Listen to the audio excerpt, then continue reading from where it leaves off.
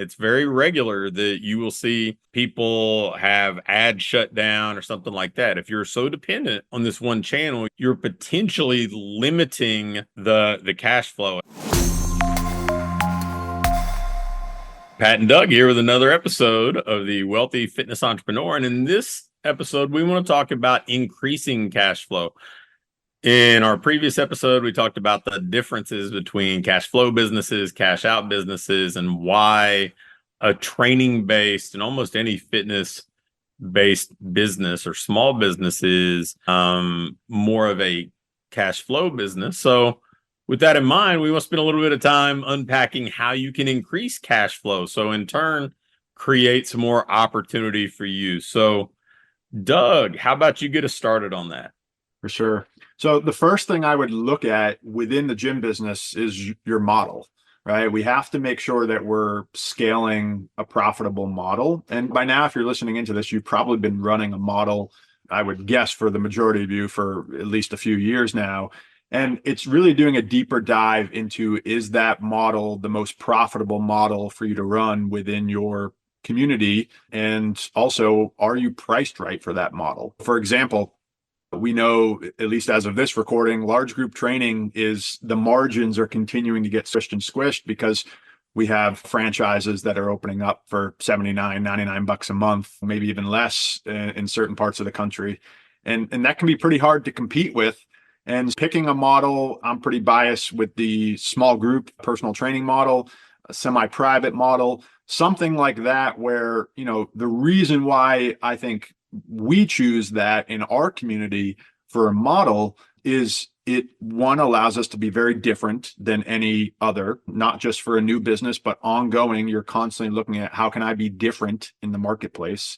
And still, that semi-private small group kind of middle of the model range it's a hard model to duplicate at the franchise level. It's a hard model to duplicate. And frankly, it's got a harder, or maybe it's harder to get into, right? You're kind of fly by the night trainer that just opens up something on their own. They're probably going to lean more towards a one-on-one, just training everybody themselves, or maybe just offer some classes. So if you're able to at this stage, at least considering that, if you're not, that is, I'm not going to say the most profitable model, because at any model, there are people that are producing plenty of profit.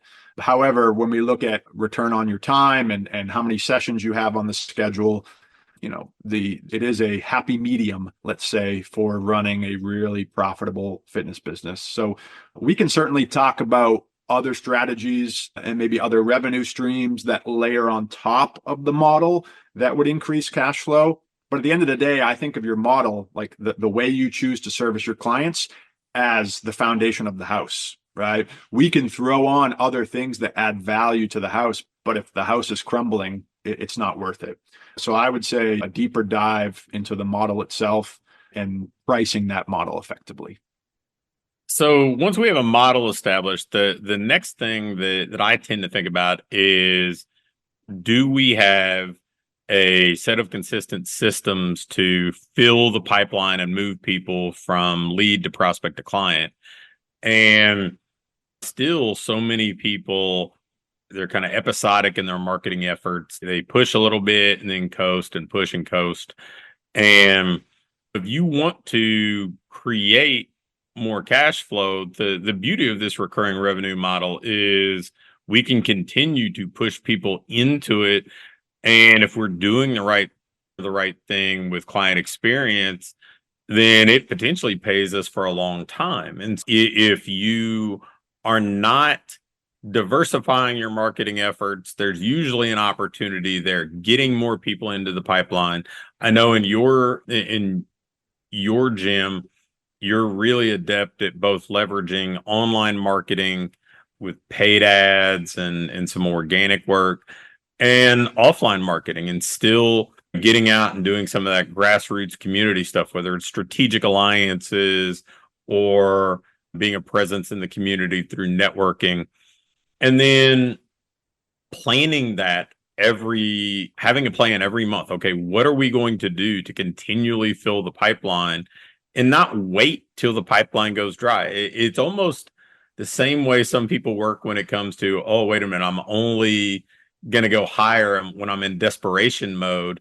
If your pipeline's full with people who may be prospective employees, you always have a little more peace of mind. The same thing holds true in marketing. If you're continually using multiple channels to fill the pipeline, and then you've got a strong follow-up or conversion process in place. And there are two kind of legs of that, right? Follow-up and conversion, but I think of follow-up as almost a gradual conversion process. It's moving somebody from that initial awareness and connection with you to getting them in to experience what you do, to getting them into that, whether it's a trial or a consultative selling environment or whatever your process is, but having this consistent way that you are doing this month after month, and then tracking it to say, okay, are we meeting the standards we need to meet to create the cash flow we want to have? So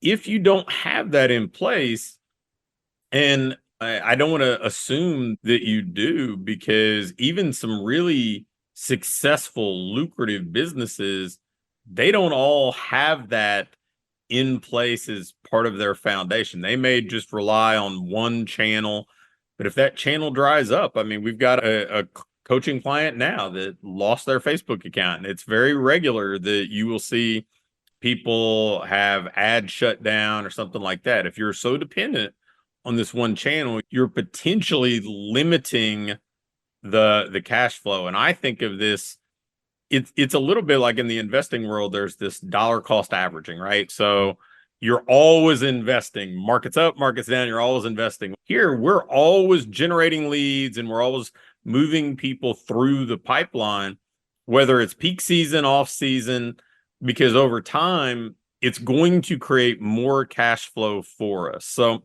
that's the second leg of this. You've got the model in place. You've got a strong marketing kind of collection of systems, if you will. I don't want to say it's just one system because there are definitely layers to it. But beyond that, Doug, what else can we do to increase cash flow? Just to add to that, one thing I thought of was as you start to get or continue to be, depending upon where you're at, consistent, everything that Pat just spoke about, that should not break your model, right? I think oftentimes we may even have the desire to, or the bandwidth at this stage to continue to increase clients and increase our marketing efforts. But it may be, when I say breaks your model, I mean, maybe you don't have the staffing for it. Maybe you can't be consistent with lead follow-up because the amount of leads are coming in, right? Kind of some of those, what early fitness entrepreneurs will call like good problems, right? You have so many leads coming in that your follow-up system can't keep up, meaning manual follow-up or onboarding, client's first experience drops. All of those are the things at this level that I would want you to tighten up from a system standpoint, so that I think of, if we look at another industry, at this level, I love learning from other industries. If we look at another industry, the restaurant business and successful restaurants that scale, they certainly have their peak times where they are like stressed, and waitresses and waiters, or if you think of the fast casual, like a Chipotle, the line's out the door. I mean, that's not every hour of every day. But broadly speaking, they've set up that system where they can service the amount of people that is their capacity, right? It doesn't necessarily stress. I think of when you walk into Chipotle, it's boom, and they know it, they have it down pat. And if you expand that to our business, it's like when a lead comes in, boom, follow up, sales process, onboarding. It's not saying that you want to just treat them like a number. I certainly want to be empathetic that there's the kind of the softer client experience stuff and knowing people on a deep relationship. That being said, if you want to scale, we have to be able to have a model and systems that support that kind of continuous influx of clients, because that's what's going to produce the cash flow. So if we have that continuous influx and our marketing's in place, a strong model, I would then look at what I consider to be ancillary revenue streams, or we use the term specialty programs. And that's looking at revenue streams that maybe are complementary to the main model that you deliver. So that does not need to be non-training related. I think you can look at maybe, I know for us, we don't sell a ton of private training as our main model, but we do use private training as a way for our coaches to make a little extra money, and also for us continue to increase that bottom line. And then ancillary services like nutrition, and adding on like a nutrition OS or something like that, where you're able to both give your coaches some room for growth, but also continue to increase that cash flow. Yeah, one of the things that I think I recognized early on is in a training business, there are usually a handful of things that we have at our disposal that it's almost like ingredients of a recipe, but you could repurpose those ingredients to create something else. So we have space, we've got staffing, we've got equipment, we've got clients or prospective clients. We have a database of people. And in most cases, we have marketing channels that we're in control of: email, text, those sorts of things, outbound phone calls. And so we've got these ingredients, and we can go and create other sources of revenue. And if you think about it this way, and I'm sure that Doug is far more sophisticated about it than I am, but I would think about this back early on in my journey when it's like, if I want to go on vacation, how do I pay for the vacation over and above the current business? And I would look at those ingredients and say, what can I put together that's going to create extra cash flow that could pay for a vacation? But that same philosophy can hold true whether it's maxing out an IRA, whether it's putting money aside for a down payment on an investment property. So you have these other ways that you can create cash that, let's face it, if you work at a state university, you don't have that latitude, right? You don't have the ability to say, hey, I'm going to go generate an extra $20,000 so I can put this in an IRA, or I'm going to go generate an extra $50,000 so I can put aside money for a down payment on something. And that's one of the really, I think, exciting things about a business like ours. Yeah, we can take that kind of stair-stepped incremental opportunity to just drive more people into our core programs. But with these other kind of recipes that we can create with the same assets, I mean, I've seen people generate an extra $25,000 to $50,000 a year running birthday parties and parents' night out events out of their sports performance facility because they had big open turf spaces and team members that wanted to pick up a little bit of extra money, and then they had the database to do that. Now, that may sound like the least appealing thing on the planet to you listening in, but that's okay. It's just an example of something that we're not always thinking about. I mean, Doug talked about things that I think we see a lot of the successful businesses in our industry do, right? Other training methods that we're using, or maybe training formats, I guess is a better way to put it, like one-on-one if you're normally a smaller or large group business. Nutrition coaching.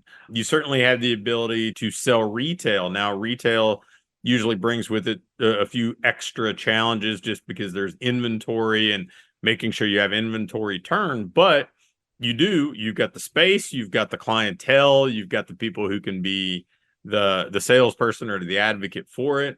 You have options available to you. Don't think that, hey, you know what? It's going to be really tough for me to go generate an extra $50,000 to put down on something if I want to invest in a property, or to put aside $25,000 for additional on a retirement fund. You can probably make up some of that through hey, I'm going to increase my marketing efforts and have a more complete set of marketing systems in place. But then we also have the ability to augment that with the ancillary programs Doug talked about, some of these profit centers. I used to hear a marketing influencer that was definitely had an impact on me early on, Dan Kennedy, talk about having what he called Slack adjusters. And it was those high margin things that he could sell 2, 3, 4, 5 of a year that would put a pretty substantial amount of money in his pocket. So we've got a few different options. Anything else you want to add to how we can increase cash flow, Doug? Yeah, there's little dials that you can turn, and that's maybe the analogy I would think of as back of napkin, real kind of broad formula that I use for capacity in a training gym is 15, one client for taking your facility square footage, dividing it by 15. So if you take a 3,000 square foot studio, divide that by 15, your capacity is roughly 200 clients, right? And that's back of napkin ballpark. But let's say you got a 3,000 square foot studio and you have 120 clients right now. I would argue that your best time spent is the model, the marketing we talked about, and pushing that to 200. Because adding 80 clients is going to not only give you revenue for building a team, but 80 clients in our world, I mean, that's real quick. I mean, probably 25, 30 grand a month, right? So it's no small chunk of change.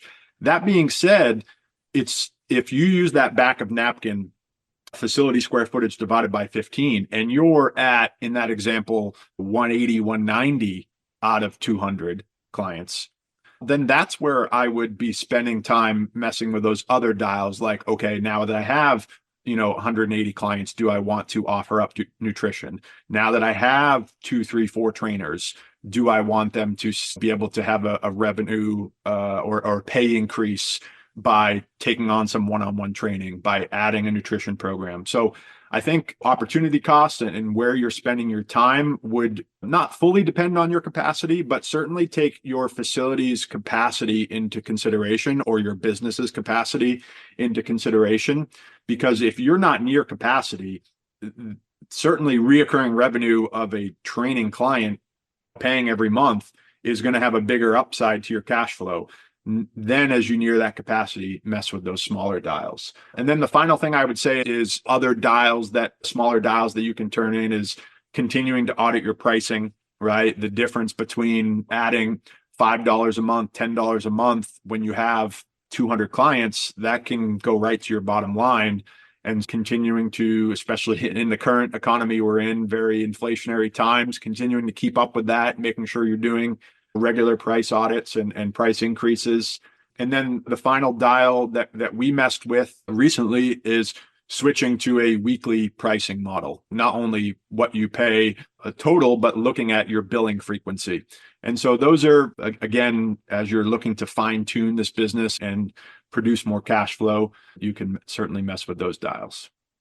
Yeah, I think that was a good reminder. And then maybe one unintended benefit of making sure that you're growing the core business first and not getting too spread out is, as you want to graduate your role in the business, the less complexity, the easier it is to delegate. I know we're going to be talking about that in an upcoming episode, that kind of graduating your role in the business. So keep that in mind. A lot of us probably are fully capable of wearing a number of different hats, and that's just kind of the role we played. But as we delegate, it's easier to empower other people to be good at fewer things and ask them to do those better than to keep dozens of plates spinning simultaneously.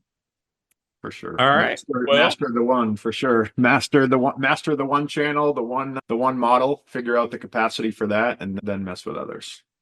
Very cool. Hopefully that was of some benefit to you. Some easy levers that you can pull to increase cash flow.